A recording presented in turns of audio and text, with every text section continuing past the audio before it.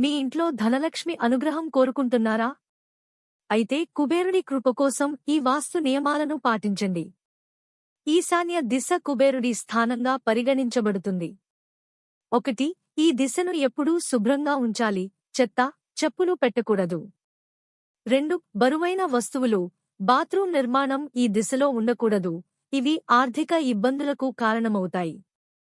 3. పూజగది ఈశాన్యంలో ఉంచడం ఎంతో శుభప్రదం. 4. కుబేర యంత్రం ప్రతిష్ఠించి ప్రతిరోజూ దీపం వెలిగించండి. 5. డబ్బును ఉత్తర దిశలో ఉంచడం ధనసంపదను పెంచుతుంది. 6. ఇంటిని శుభ్రంగా ఉంచడం లక్ష్మీ కటాక్షానికి దారి తీస్తుంది. వాస్తు నియమాలతో పాటు కష్టపడి పనిచేయడం కూడా ఎంతో అవసరం. ఈ చిట్కాలను పాటించి ధనసంపదను ఆకర్షించండి.